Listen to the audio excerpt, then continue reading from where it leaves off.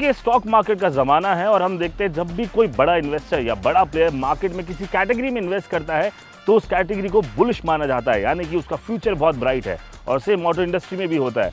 जब ऑटो के बड़े बड़े महारथी, बड़े बड़े प्लेयर्स ईवी के अंदर एंटर करने लगे तो हम समझ गए कि फ्यूचर इज इलेक्ट्रिक। नमस्कार, मेरा नाम मानव है, आप देख रहे हैं TV9 नेटवर्क और आज हमारे साथ है मर्सिडीज बेंज EQA। मर्सिडीज नाम सुनते ही सपने दिखने लग जाते होंगे, बिकॉज इनका कहना है कि भाई हम गाड़ियाँ जो बनाते हैं ना, ये गाड़ियाँ नहीं है, ये सपने बनाते हैं हम। एंड वाकई में जब मैं इस गाड़ी के बारे में आपको बताऊंगा तब आपको पता लगेगा कि क्यों ये सपनों की कार होती है, क्यों लोगों की ड्रीम कार मर्सिडीज होती है। हम 90s की फिल्मों से देखते आ रहे हैं, 80s की फिल्मों से देखते आ रहे हैं कि जब भी कोई इंसान उसको अमीर दिखाना होता था, किसी कैरेक्टर को अमीर बताना होता था, तो वो एक मर्सिडीज बेंज चलाता था। एंड आज भी हम मर्सिडीज बेंज चला रहे हैं एंड ये इलेक्ट्रिक है। इसीलिए मैंने आपको शुरुआत में कहा कि जब कोई बड़ा प्लेयर किसी कैटेगरी में इन्वेस्ट करता है तो वो बुलिश है यहाँ से। और मर्सिडीज का अगर आप इलेक्ट्रिक लाइनअप देखें तो इंडिया में काफ़ी ज़्यादा बड़ा हो चुका है। In fact I think luxury car market तो छोड़ दीजिए, मास कार मार्केट में भी अगर किसी ब्रांड ने सबसे ज़्यादा अपने इलेक्ट्रिक व्हीकल्स निकाले हैं तो आई गेस वो मर्सिडीज ही है। इनके पास EQA है, EQB है, EQS है, न जाने कितने सारे हैं इलेक्ट्रिक के वर्जन। तो खैर आज बात करेंगे हम EQA के बारे में। EQA 250 प्लस इसका नाम है। क्या कुछ खास है इस गाड़ी में, क्या कुछ नहीं, वो बताते हैं। ये टेक्निकली अभी तक मर्सिडीज की सबसे अफोर्डेबल इलेक्ट्रिक कार है, लेकिन ये मर्सिडीज है तो इसका अफोर्डेबल भी 65-70 लाख रुपए का होता है। प्राइसिंग के बारे में आगे बात करेंगे, लेकिन पहले गाड़ी के बारे में बात करते हैं। ये टेक्निकली एक तरीके से GLA ही है, लेकिन ये उसका इलेक्ट्रिक वर्जन है। काफ़ी कुछ आपको अंतर भी नजर आएगा, बिल्कुल वैसा नहीं लगेगा कि एक GLA है उसके अंदर बैटरी पैक और मोटर लगा दिया है, क्योंकि एक प्रीमियम ब्रांड है, लग्जरी ब्रांड है, तो वहाँ पर वो चेंजेस नज़र आते हैं। फ्रंट के साथ शुरुआत करेंगे। अगर आप फ्रंट देखो तो बीच में एक बड़ा सा एरो जो मर्सिडीज़ का सिग्नेचर लोगो है वो आपको दिखेगा। पूरी ग्रिल के ऊपर भी आपको छोटे छोटे लोगोज नज़र आ रहे होंगे। नीचे कैमरा भी लगा है, गाड़ी के अंदर 360 डिग्री कैमरा है और दुनिया भर की टेक्नोलॉजी भी मौजूद है। सामने से देखने में गाड़ी काफ़ी ज़्यादा क्लीन लगती है, बहुत ज़्यादा इसके अंदर आपको तामझाम नज़र नहीं आएंगे। नीचे हल्की फुल्की क्रोम की लाइनिंग आपको ज़रूर दिखाई दे रही होगी। और यहाँ पर अगर आप देखेंगे तो ये कनेक्टेड DRL है, ये पूरा ये कनेक्ट होता है, एंड टू एंड कनेक्टेड है ये पूरा DRL। उसके बाद यहाँ नीचे सेंसर्स वगैरह लगाए गए हैं। यहाँ पर आप आएंगे तो ये इसके हेडलैम्प्स हैं और ये मर्सिडीज बेंज की यहाँ पर अंदर बैजिंग भी है हेडलैम्प्स के अंदर। और इसके अंदर क्या है, LED हाई परफॉर्मेंस, एंड वाकई में हाई परफॉर्मेंस है। ग्रेइश कलर है, मैट फिनिश है और बहुत ही खूबसूरत लगता है। और यहाँ पर भी एक मर्सिडीज बेंज का लोगो यहाँ पर लगाया हुआ है। सो देखने में सामने से अगर मैं गाड़ी की बात बताऊँ, जो फर्स्ट लुक नज़र आएगा आपको डिसेंट येट काफ़ी लग्जूरियस वो फील बनी रहेगी। अब आ जाइए साइड की तरफ, बहुत ज़्यादा फ्रंट में बताने को नहीं, तो अब साइड में आएंगे। यहाँ पर टिपिकल EV व्हील्स आपको यहाँ पर मिल जाते हैं। 19 इंच के व्हील्स लगाए गए हैं, 235/50 R19। देखा जाए तो मतलब EVs के लिए अच्छी रेंज मिले, इसके लिए मुझे लगता है कि थोड़ी सी इनकी चौड़ाई को कम किया है। 200 मतलब जनरली 55 R19 के होते हैं, बट यहाँ पर 50 R19 अगर आइस वगैरह में आप देखोगे तो वहाँ पर आपको 55 वाला मिलेगा। AMG के व्हील्स हैं यहाँ पे, और ये एरोडोम कहते हैं, कुछ तो इसको कहते हैं, मैं नाम भूल रहा हूँ इसका, बट जनरली ये वाले व्हील्स EVs में लगते हैं ताकि अच्छी वो एरोडायनेमिक्स इसको मिले और अंदर ब्रेक्स वगैरह को भी और बैटरी पैक वगैरह को भी ठंडा करने के लिए हवा वगैरह जाती रहे। तो कुछ इस तरह के व्हील्स, बट अगर आप देखो तो टेक्निकली बहुत, और जो EV में व्हील्स आते हैं उनसे देखने में तो ये काफ़ी बेहतर और काफ़ी सुंदर लग रहे हैं। इसके बाद साइड प्रोफाइल में आप आएंगे तो क्लीन साइड प्रोफाइल, साइड से देखने में आपको पहली झलक में हाँ ये बिल्कुल GLA लग सकती है। यहाँ पर कोई कैरेक्टर लाइन्स वगैरह नहीं है। अगर आप देखोगे तो यहाँ पर थोड़ा सा क्रोम का काम है और इधर क्रोम का काम है, और ऊपर non functional roof rail type की एक लगाई हुई है, उसके ऊपर भी थोड़ा बहुत क्रोम का काम मिल जाता है। और कुछ इस तरह से साइड में दिखती है क्लीन। पीछे की तरफ आ जाइए, फटाफट इसको हम आपको दिखाते हैं क्योंकि अंदर इसमें काफ़ी समय लगने वाला है भाई साहब, क्योंकि अंदर इसमें काफ़ी कुछ है। पीछे यहाँ पर एक कनेक्टेड LED टेल लैंप्स लगाए हुए हैं। सो बीचों बीच यहाँ पर मर्सिडीज बेंज का लोगो, EQA 250 प्लस की यहाँ पर बैजिंग, इधर थोड़ा सा क्रोम का काम किया हुआ है। बूट भी आपको खोल के दिखा देते हैं, देखो जेस्चर कंट्रोल से बूट खुलती है। ओह सॉरी, की अंदर रखिए तो जेस्चर कंट्रोल काम नहीं करेगा, बट मैं यहाँ से आपको खोल के दिखा देता हूँ। 340 लीटर की बूट स्पेस है, नियरली 100 लीटर कम है ये GLA से, बट उसके बावजूद भी काफ़ी डिसेंट स्पेस है। अगर 4 लोग जा रहे हैं तो आई थिंक आप आराम से अपना सामान रखकर यहाँ पर जा पाएंगे। देखिए गाड़ी चाहे लग्जूरियस हो या मास सेगमेंट की हो, आदमी को सामान रखने की जगह तो चाहिए होती है, क्योंकि अगर आदमी जाएगा तो साथ में सामान जाएगा, सामान नहीं रख पाएगा तो गाड़ी किसी काम की नहीं है। बट स्टिल यहाँ पर एक डिसेंट काम किया हुआ है। इसके साथ में चार्जर दिया हुआ है, हमें चार्जिंग का चार्जर बैग वगैरह है और पंक्चर किट वगैरह, ये सारी चीज़ें दी हुई हैं। यहाँ पर भी कुछ चीज़ें रखी हुई हैं। एनीवेज इसको बंद कर दें, अब चलते हैं गाड़ी के अंदर और अंदर से दिखाते हैं आपको कि आखिर मर्सिडीज बेंज EQA क्यों इतनी कमाल लगती है, क्यों इतनी खास लगती है और क्यों मर्सिडीज़ को एक लग्जूरियस ब्रांड कहा जाता है। मैं और भी लग्जरी ब्रांड वाली गाड़ियाँ चलाई हैं, लेकिन जब मैं इसके अंदर बैठा तो मुझे वाकई महसूस हुआ कि हाँ, luxury is equal to Mercedes Benz. चलिए अंदर चलते हैं। तो चलिए अब समय आ गया है उस जगह के बारे में बात करने का जहाँ पर आप सबसे ज़्यादा समय बिताने वाले हैं, और ये वो जगह है जहाँ पर बैठने के आप पैसे भी देते हैं। यहाँ पर पुश बटन स्टार्ट है, इसको अपन जैसे ही प्रेस करेंगे सीट मेरी एडजस्ट होनी शुरू हो गई है। बैठने से मैं शुरुआत कर देता हूँ। बेसिकली मेमोरी सीट फंक्शन ज़रूर है इसके अंदर, लेकिन जैसे ही आप गाड़ी ऑफ करेंगे तो ये सीट जो है स्ट्रेट हो जाती है, आपको बाहर उतरने में मदद करती है। उसके बाद जब आप बैठते हैं, स्टार्ट बटन प्रेस करते हैं, तो गाड़ी अपने आप अपनी पोजीशन, सीट अपने आप अपनी पोजीशन लेनी शुरू कर देती है। इसी को शास्त्रों में लग्जरी कहा गया है। ठीक है जी, आइए अब शुरू करते हैं इसके इंटीरियर को दिखाना। तो शुरुआत करते हैं स्टीयरिंग के साथ। बहुत बेहतरीन लुकिंग स्टीयरिंग है, 3 स्पोक का स्टीयरिंग है, काफ़ी स्पोर्टी लगता है ये आपको। प्रॉपर एक वो AMG वाली फीलिंग आएगी इसके अंदर बैठ के, और वो रेसिंग कार वाली फीलिंग भी आएगी। डी शेप का स्टीयरिंग है, और यहाँ पर आप देखो तो उन्होंने स्प्लिट कर दिया है, ऊपर वाला पार्ट, नीचे वाला पार्ट, ऊपर वाला पार्ट, नीचे वाला पार्ट। बेसिकली जो लेफ्ट हैंड साइड है इंफोटेनमेंट कंट्रोल्स है, राइट हैंड साइड है ये MID के कंट्रोल्स है, और यहाँ बीच में मर्सिडीज़ का लोगो और कुछ ऐसा हॉर्न आपको सुनाई देगा।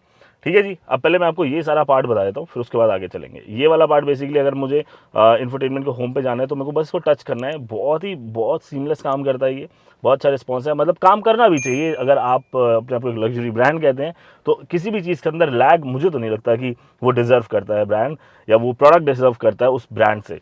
इसके अलावा यहाँ से बैक वगैरह जा सकते हैं, और यहाँ से ओके वगैरह करने के सिलेक्शन के लिए यहाँ से फ़ोन उठ जाएगा, कट जाएगा, ये सब चीज़ें होंगी। यहाँ से इंफोटेनमेंट वॉल्यूम को अप डाउन करने के लिए होता है। जैसे ही मैं इसको देखो हल्का टच करके भी ऊपर करूँगा ना, तो यहाँ पर एंटरटेनमेंट वॉल्यूम अप डाउन होता हुआ आपको नज़र आ रहा होगा, अगर हम आपको दिखा पा रहे होंगे तो। यहाँ से वॉइस कमांड के लिए ऑप्शन, और यहाँ से आप फेवरेट्स वगैरह सेट कर सकते हो। राइट हैंड साइड पर यहाँ आएंगे तो इधर जो है MID की होम पे जाने के लिए है। यहाँ से आप HUD वगैरह भी कंट्रोल कर सकते हो, चीज़ें वगैरह लगा सकते हो। जैसे इसके अंदर अभी नेविगेशन ऑन हो गया, यहाँ से बैक करना चाहूँ सब चीज़ें हो जाएंगी। नीचे यहाँ पर आपके लिए क्रूज़ कंट्रोल सेट करने के लिए है। ये आगे जो है बेसिकली एक तरीके से डिस्टेंस सेट करने के लिए कि आगे वाली गाड़ी को अपन कहाँ, active distance assist not enabled but can be purchase at a later date, अभी वो अपडेट नहीं है। सो बेसिकली आगे वाली गाड़ी से आपको कितना डिस्टेंस मेंटेन रहे, इमरजेंसी ब्रेकिंग कितनी दूरी पर हो, उन सब चीज़ों के लिए यहाँ से आप गाड़ी का डिस्टेंस सेट कर सकते हो। इडास वाला फीचर है काइंड ऑफ। यहाँ लिमिटर है। लिमिटर क्या होता है आपको मैं बताऊँ मोटे मोटे तौर पर, कि बेसिकली मैंने गाड़ी की स्पीड 80 पे सेट कर दी है, तो लिमिटर जो है वो 80 kmph पे हो गया, यानी कि गाड़ी अब 80 किलोमीटर प्रति घंटे से ऊपर की स्पीड पर नहीं जाएगी। और यहाँ से आप क्रूज़, रिज्यूम और कैंसिल, ये सारी चीज़ें आप ये कर सकते हो। तो कुल मिला के स्टीयरिंग हो गया ये। अब स्टीयरिंग से आगे चलते हैं। ऊपर यहाँ पर HUD डिस्प्ले है, और इसके अंदर भी आप अलग अलग चीज़ें देख सकते हो। HUD के बारे में बात करें तो अपन यहाँ से मैं आपको दिखाऊँ तो स्टैंडर्ड है, मिनिमल है। मिनिमल में खाली स्पीड आएगी। स्टैंडर्ड में आएगा eco display, settings, head up display on off करने के लिए, ये सब चीज़ें यहाँ से आपको दिख जाती है। तो यहाँ से आप अपना HUD सेट कर सकते हो। ठीक है जी, अब ये बात करते हैं MID स्क्रीन के बारे में। MID स्क्रीन अगर आप देखोगे तो अच्छे ग्राफिक्स हैं और देखने में बढ़िया लगती है। ये नॉर्मल आपको बाकी मर्सिडीज़ भी में मिलेगी बड़ी, क्योंकि एंट्री लेवल है, उसके बावजूद भी आपको उसके अंदर ऐसा नहीं मिलेगा कि ये एंट्री लेवल है तो इसके अंदर कुछ छोड़ दिया है। वो सारी चीज़ें आपको एज सच इसमें नहीं दिखेंगी। आप इसके अंदर काफ़ी सारी चीज़ों को चेंज वगैरह कर सकते हैं। जैसे मैं अगर इसके होम पे जाऊँ तो एक क्लासिक ऑप्शन है, एक स्पोर्ट का ऑप्शन है, एक अंडरस्टैंड का ऑप्शन है। अंडरस्टैंड में अगर हम गए तो ये आपको बता रहा है कि आप कितनी बिजली ले रहे हो, कितनी स्पीड पर ले रहे हो। और इसके अंदर बीच में आप इको डिस्प्ले, रिसेट, बहुत सारी चीज़ें यार, मतलब अनगिनत चीज़ें हैं। अगर इसके अंदर हम लगे रहेंगे तो 2 घंटा हम इसके अंदर लगे रहेंगे। नेविगेशन में रहेंगे तो यहाँ से हो जाएगा। और इसके अंदर नेविगेशन में ना एक वो चीज़ भी है, अपना क्या कहते हैं, ऑगमेंटेड रियलिटी। तो बेसिकली मैं आपको चलाते टाइम वो दिखाऊंगा ऑगमेंटेड रियलिटी किस तरह से काम करती है। और तो मोटे मोटे तौर पर क्या है कि वो हर मोड पे आपको बताता रहेगा यहाँ मुड़ना है, वहाँ मुड़ना है। यहाँ पर एक कैमरा ऊपर लगा हुआ है, उसकी मदद से जो ऑगमेंटेड रियलिटी जो है वो काम करती है। इसके बाद ये सारी चीज़ें। चलिए अब इससे आगे बढ़ते हैं, थोड़ा इंफोटेनमेंट स्क्रीन की तरफ आगे बढ़ते हैं और यहाँ पर देखते हैं कि इधर क्या कुछ मौजूद है। ये जो स्क्रीन है ये भी अच्छी खासी स्क्रीन, और इसके अंदर भी बहुत दुनिया भर के फीचर्स आपको मिलेंगे। यहाँ पे मर्सिडीज़ EQ है, इससे शुरुआत करते हैं। बेसिकली ये आपको बताती है स्टैंडर्ड प्रोग्रामिंग चार्ज कितना है। 560 किलोमीटर तक की रेंज ये जो है वो वादा करते हैं, लेकिन अभी भी आप देखो 85% बैटरी बची हुई है, 430 किलोमीटर की रेंज है। तो मतलब जो एक वो एंजाइटी होती है, range anxiety, I don't think कि वो इस गाड़ी के साथ आएगी, क्योंकि अगर आप 500 किलोमीटर गाड़ी चला पा रहे हो एक इलेक्ट्रिक कार के ऊपर तो वो बहुत है। और आप चाहें तो मर्सिडीज बेंज की ऐप या वेबसाइट पर जाके अपना पूरा रूट भी तैयार कर सकते हो, और वहाँ पर आपको चार्जर्स के बारे में भी पता लग जाएगा। चार्जिंग रेंज को मैक्सिमाइज़ करने के लिए भी काफ़ी सारे तरीके हैं, ये बताते हैं कि कैसे आप कर सकते हो। तो यहाँ से इसका नेविगेशन ओपन हो जाता है। बाकी मैं आपको चलाते वक्त इसके बारे में बता दूंगा ज़्यादा कि वो ऑगमेंटेड रियलिटी वाला सीन क्या है। यहाँ से आपका फ़ोन कनेक्ट हो जाएगा, रेडियो, मीडिया, ऐप्स चल जाएंगी इसके अंदर, अलग अलग ऐप्स हैं वो चल जाएंगी। यहाँ से आएंगे कंफर्ट के अंदर आप जाएंगे तो एम्बियंट लाइटिंग है और सीट काइनेटिक्स है। एम्बियंट लाइटिंग में आपको बहुत भिन्न भिन्न प्रकार के कलर मिलता है भाई, आप जितने मर्जी कलर चूज़ कर सकते हो, ब्राइटनेस इफेक्ट वगैरह सारी चीज़ें, और बहुत सुंदर लगता है रात को भी, पूरा का पूरा पैनल जो है वो अच्छे से लाइट अप होता है। और ये सीट के अंदर सीट काइनेटिक्स में जाएंगे तो पैसेंजर और ड्राइवर दोनों के पास यहाँ पर ये ऑप्शन होता है कि बैक रेस्ट और सीट सरफेस, प्रोग्राम लेंथ वगैरह, ये सब चीज़ें हम यहाँ सेट कर सकते हैं। इसके बाद इन्फो आता है, यहाँ पर आपको एनर्जी फ्लो वाला वगैरह मिलेगा। यहाँ पर आपको व्हीकल के ऊपर पता लग जाएगा ब्रेक कितना परसेंट, इको प्लस, और एक्सेलेरेटर वगैरह आप कितना कर रहे हो, ये सारी चीज़ें यहाँ से पता लग जाती हैं। सेटिंग्स के अंदर जाएंगे तो यहाँ पर कोलिजन अवॉइडेंस सिस्टम, जैसे इसका ESP एक्टिव ब्रेक असिस्ट आपको ऑन करना है नहीं करना है। एक्टिव ब्रेक असिस्ट एज इनकी मतलब कि एक तरीके से इमरजेंसी ब्रेकिंग सिस्टम है ये। ब्लाइंड स्पॉट असिस्ट वगैरह वो सब चीज़ें। असिस्ट में जाएंगे तो ट्रैफिक लाइट व्यू, बेसिकली जब आप ट्रैफिक लाइट पे खड़े होते हो तो वहाँ पर वो व्यू पूरा पूरा यहाँ पर आ जाता है कि वहाँ पर ट्रैफिक लाइट रेड है, और अटेंशन असिस्ट वगैरह। कैमरा में जाएंगे तो GPS based activation, delete up, so basically यहाँ से आप कैमरा कवर ओपन और क्लोज कर सकते हो। पीछे कैमरा का ना कवर है वो आपको दिखा देंगे एक बारी। और पार्किंग में ये गाड़ी ऑटोमेटिक पार्क होती है पार्कट्रॉनिक की मदद से, वो भी आपको मैं एक बार करके दिखा दूंगा। Assistance vehicle lights system info, तो बहुत सारी चीज़ें, काफ़ी कुछ दुनिया भर की चीज़ें यहाँ मिलेगी। और एंड्रॉइड और एप्पल कारप्ले तो वायरलेस है ही। ठीक है जी, तो ये हो गया इसका इंफोटेनमेंट सिस्टम। टच रिस्पॉन्स बहुत बढ़िया है, ग्राफिक्स वगैरह बहुत बढ़िया है, इसमें कोई आपको शिकायत किसी भी तरह की नहीं मिलती है। इससे जस्ट जैसे ही आप नीचे आते हैं, यहाँ पर आपको ये टर्बाइन शेप के जो सिग्नेचर है मर्सिडीज़ के, लगभग इनकी हर गाड़ी के अंदर इसी तरह के इस इवेंट्स आते हैं, बढ़िया दिखते हैं। इनके अंदर एम्बिएंट लाइटिंग भी है जो इसको और ज़्यादा खूबसूरत बना देती है, और ये रोज़ गोल्ड फिनिश में इस तरह से दिया हुआ है। उसके बाद नीचे जब आएंगे तो सबसे ज़्यादा खुशी होती है मेरे को ये पूरे HVAC कंट्रोल देख के। खुशी क्यों होती है आप पूछेंगे, मैं बताऊँगा आपको कि क्यों होती है भाई। जब मर्सिडीज इतना कुछ टच दे सकता था वो ये भी टच दे सकते थे, लेकिन अगर आप देखो तो अर्गोनॉमिकली यहाँ पर टच काम नहीं करता। बहुत सारे ब्रांड्स ने HVAC को टच में देने की कोशिश करी, लेकिन अल्टीमेटली उनको बटन्स पर स्विच करना पड़ा। और बहुत अच्छी बात है कि उन्होंने भी बटन्स पर स्विच करा, और टेम्परेचर के लिए जो है वो बिल्कुल एकदम डिफरेंट दिया, ताकि आपको ईजिली ड्राइविंग के दौरान भी ईजिली पता लगे। डुअल जोन क्लाइमेट कंट्रोल है, और यहाँ से आप क्लिक करोगे तो इधर स्क्रीन के ऊपर भी क्लाइमेट वगैरह सेट कर सकते हो। प्री एंट्री क्लाइमेट कंट्रोल भी है, तो यहाँ पर आप अपना टाइम वाइम सेट कर दो, कितने बजे निकलना है क्या निकलना है, उससे पहले गाड़ी अपने आप अपना ठंडा वंडा करके रखेगी भाई। पैसा हो तो आदमी क्या कुछ नहीं खरीद सकता, वो वाली बात है। इसके बाद यहाँ पे फैन स्पीड है, ऑटो, और ये सब बीच में हज़ार्ड लैंप है, और ये रियर डिफॉगर चलाने के लिए, ये उसको वेंटिलेशन को इंडोर करने के लिए, और ये सारी चीज़ें AC की कंट्रोल्स में मिल जाएंगे। इससे जैसे आप नीचे आएंगे तो आप पहले देखो, अगर आप इसको पूरा कवर भी कर सकते हो, बहुत खूबसूरत लग रहा है, पियानो ब्लैक फिनिश है। ठीक है, यहाँ पर साइड में एम्बिएंट लाइटिंग, अगर आपको थोड़ी बहुत ये लाइटिंग दिखाई दे रही हो कैसे भी, तो यहाँ वायरलेस चार्जिंग पैड मिल जाता है, C टाइप का चार्जिंग पोर्ट है, और इधर आपको ये 2 कप होल्डर मिल जाते हैं जिनका साइज़ डिसेंट है। ये वॉल्यूम के लिए एक रोलर दिया हुआ है, आप इससे वॉल्यूम अप डाउन कर सकते हैं। अब ये वाला बटन मैं आपको प्रेस करके दिखाता हूँ क्या होता है। ठीक है, ये बटन मैंने प्रेस किया, अब आप स्क्रीन पे आ जाइए। स्क्रीन पर आएंगे आप तो जैसे ही मैं डायनेमिक को करूँगा तो यहाँ पर कंफर्ट, इको, स्पोर्ट, इंडिविजुअल। ठीक है, तो बेसिकली क्या है कि इसके हिसाब से, हर मोड के हिसाब से गाड़ी के सस्पेंशन, स्टीयरिंग, ESP वगैरह ये सब कुछ अपने आप ऑप्टिमाइज हो जाता है। आपको जिस भी मोड में चलानी है आप उस मोड के अंदर सारे के सारे इसके डायनेमिक्स जो हैं वो अपने आप सेट हो जाते हैं। तो ये तो बात हुई डायनेमिक के बारे में। उसके बाद दोबारा नीचे आ जाते हैं। ये जो बटन है ये यूज़ होता है पार्किंग करने के लिए। जैसे मैंने इस बटन को दबाया है तो गाड़ी के अंदर पार्कट्रॉनिक टेक्नोलॉजी जो है ना वो इसके लिए पार्किंग स्पेस ढूंढती है। जैसे देख लो यहाँ P लिखा हुआ है, यहाँ लिखा हुआ है, तो गाड़ी अपना पार्किंग स्पेस ढूंढेगी। उसके बाद आप स्टीयरिंग छोड़ दीजिए, एक्सीलरेटर छोड़ दीजिए, गाड़ी अपने आप पार्क हो जाएगी वहाँ पर जाके। और ये बहुत ही कमाल का फीचर है। अगर आपको पार्किंग करने में तकलीफ होती है तो आई थिंक कि इससे बढ़िया क्या होगा भाई। एक सबसे चैलेंजिंग काम होता है दिल्ली NCR में कि पार्क करना। सो पार्क असिस्ट तक हम आ चुके हैं। इसके बाद यहाँ पर आपको एक छोटी सी स्पेस मिल जाती है। उसके बाद आप थोड़ा सा पीछे और आएंगे अगर, तो ये देखेंगे तो यहाँ पर भी आपको अच्छी खासी स्टोरेज है आर्मरेस्ट के अंदर, और यहाँ पर आपको 2 C टाइप के चार्जिंग पोर्ट मिल जाते हैं। सो यहाँ पर आपको हेडलैम्प्स के कंट्रोल्स मिल जाते हैं। इसका आप ऑटो पे रखना, बाकी तो आपको कुछ और करने की ज़रूरत है नहीं। और ये उसका थ्रो वगैरह एडजस्ट करने के लिए चीज़ें होंगी। यहाँ पे पार्किंग ब्रेक दी हुई है, इसको दबाएंगे तो पार्किंग ब्रेक इंगेज और डिसंगेज यहाँ हो जाएगी। डोर्स की तरफ आएंगे ड्राइवर साइड पे, तो ये ड्राइवर को ड्राइवर दोनों के लिए ये जो typical Mercedes memory seat function तो है ही, और इलेक्ट्रॉनिकली एडजस्टेबल सीट्स हैं यहाँ पर। और ये भी सारा लेटअप हो जाता है पीछे।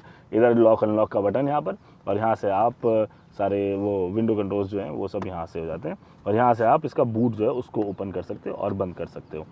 तो ये सारी कुछ चीज़ें यहाँ से निपट गई हैं। और ये बर्मिस्टर के स्पीकर्स लगे हुए हैं, यहाँ पर भी लगे हुए हैं और हर जगह लगे हुए हैं, मैं पीछे तक भी आपको दिखाऊंगा। अब मैं इस गाड़ी की सीट को अपनी ड्राइविंग पोजीशन के हिसाब से सेट कर देता हूँ और सेकंड रो में चलते हैं और दिखाते हैं वहाँ पर स्पेसिंग कितनी है। सो अगर देखा जाए तो मैं थोड़ा कंफर्टेबल हूँ, जो मेरा इसको थोड़ा अपन और आगे कर सकते हैं।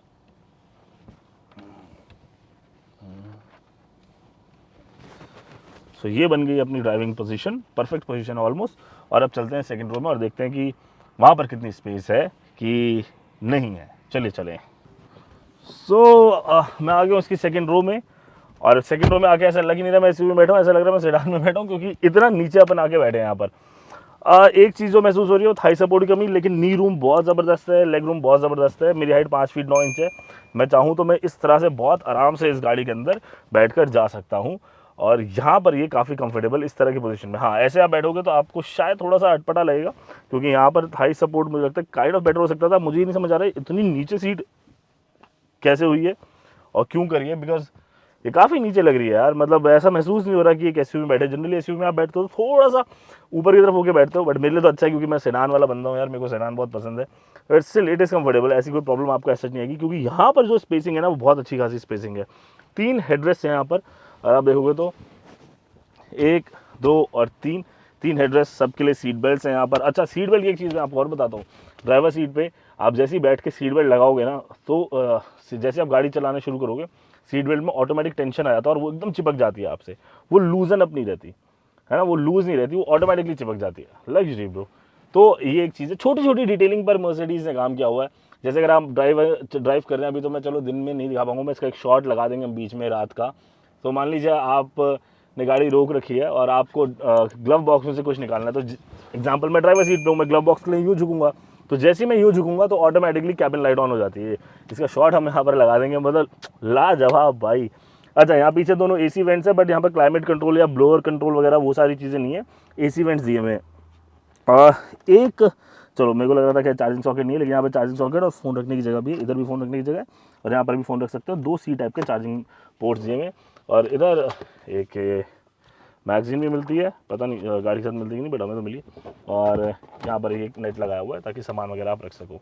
यहाँ पर भी स्टोरेज स्पेस वगैरह ठीक है, ये हैंडल बार है, बाकी यहाँ पर ऐसा कोई प्रॉब्लम नहीं है। अच्छा, सनरूफ इसके अंदर आती है, बड़ी जाली थोड़ी सी ये प्रॉब्लमेटिक हो सकती है आई गेस। एक बार मैं आपको खोल के दिखाऊँ। सो पीछे का शीशा नहीं खुलेगा, पीछे से कर्टन हट जाएगा, आगे वाला शीशा भी खुल जाएगा और आगे से कर्टन भी हट जाएगा, तो पूरी टेक्निकली एक ग्लास रूफ बन जाती है ये। एंड मैं तो कहूँगा कि सनरूफ मत ही ओपन करो, अगर आपको चलना भी है तो आप ऐसे चलो, क्योंकि इंडिया के अंदर सनरूफ जो है वो इट इज़ लाइक इंजीनियरिंग के बाद MBA, और गाड़ी में सनरूफ नहीं है तो वो ज़िंदगी बर्बाद है।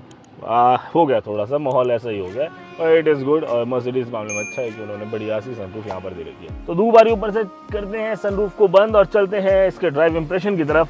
गाड़ी चलाते हैं और आपको बताते हैं आखिर ई क्यू को चलाने में मज़ा कितना आ रहा है और कितना नहीं आ रहा है। Let's go.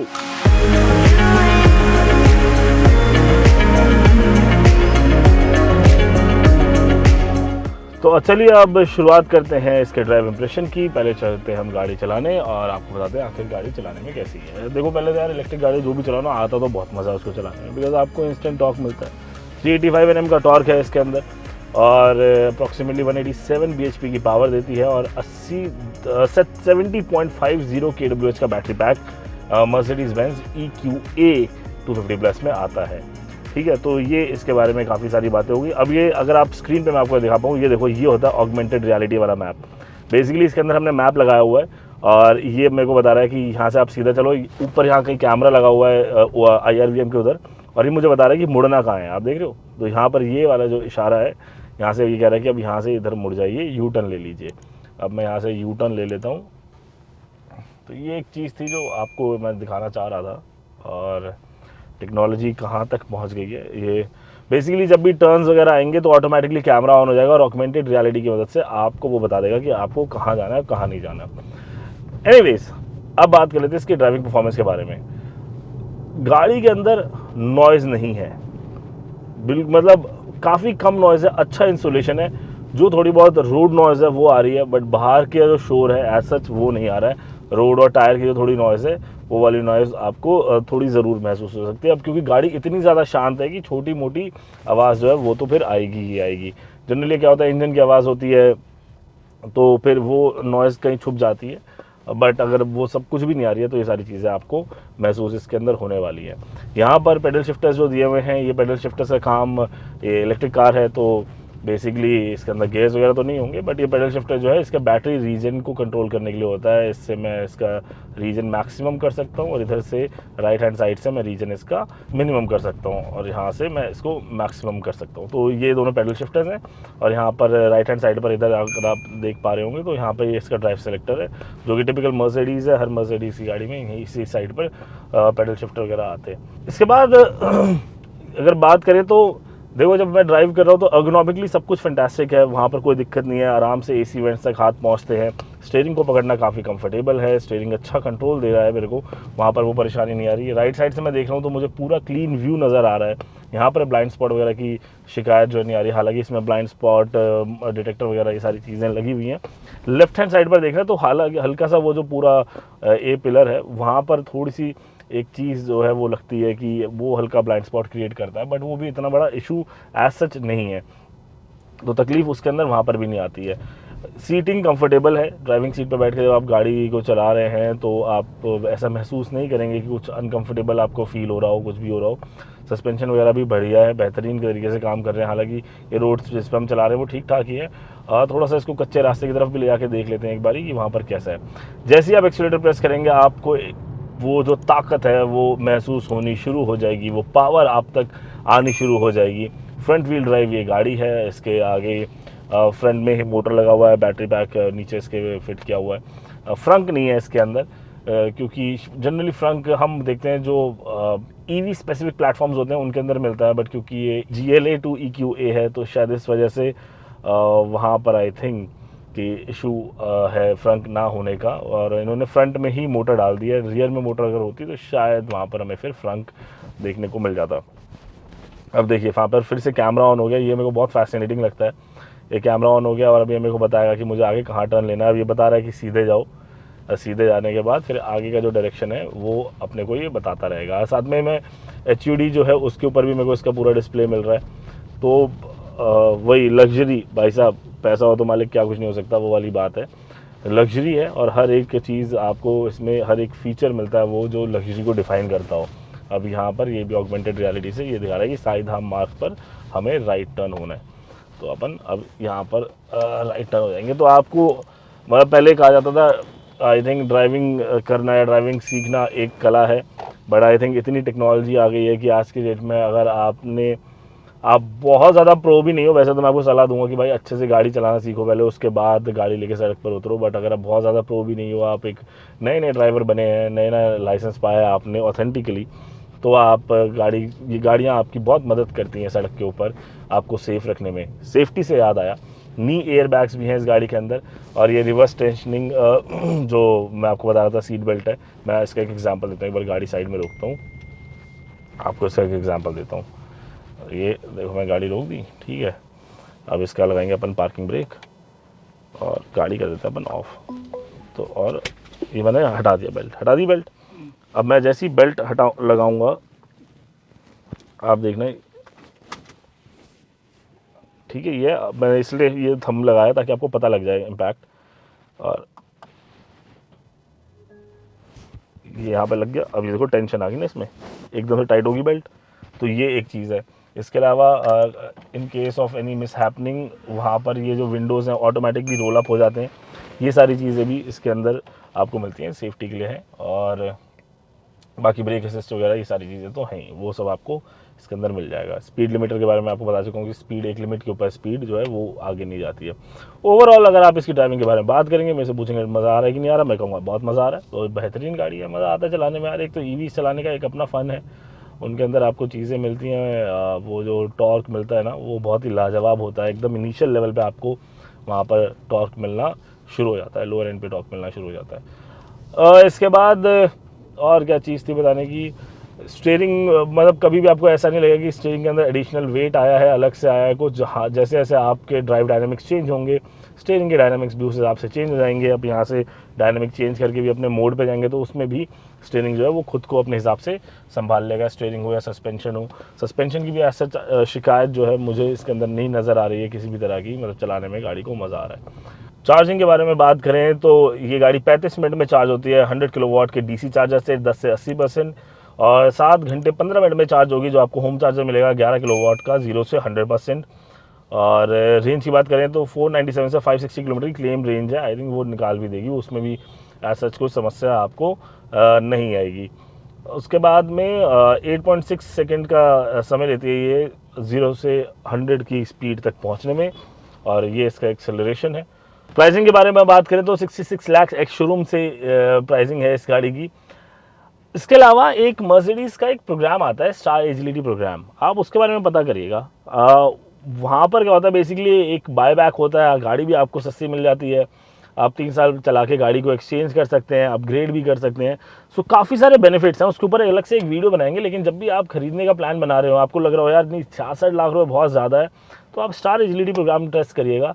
आपको एक काफ़ी कम अमाउंट में आप एक मर्सिडीज़ ओन कर पाएंगे। देखिए इंडिया में ना अभी लग्जरी का ट्रेंड आया है और लोग अमीर होने शुरू हो गए हैं, काफ़ी अमीर होने शुरू हुए हैं। और जब लग्जरी की बात होती है तो इंसान लग्जरी कार की तरफ मूव करता है। तो कोई एक चीज़ जो रोकती है कई बार इंसान को कि budget budget budget, but I think ये जो स्टार एजिलिटी प्रोग्राम है ये आपके बजट को सॉर्ट करने में आपकी बहुत मदद करेगा।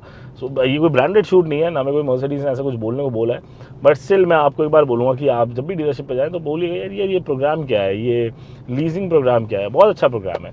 एनीवेज, आपको हमारा प्रोग्राम कैसा लगा ये बात आप कमेंट करके बताइएगा। चैनल को ज़रूर सब्सक्राइब करना, वीडियो कैसा लगा कमेंट करके बताना, हम क्या अच्छा कर रहे हैं क्या गलत कर रहे हैं ये भी बताइएगा कमेंट करके। और एक अच्छे मानव बने, और जब भी गाड़ी चलाएं सीट बेल्ट ज़रूर लगाएं, आगे बैठे हों चाहे पीछे बैठे हों, है ना। और अपनों का ख्याल रखें, अपना ख्याल रखें। जय हिंद कहें।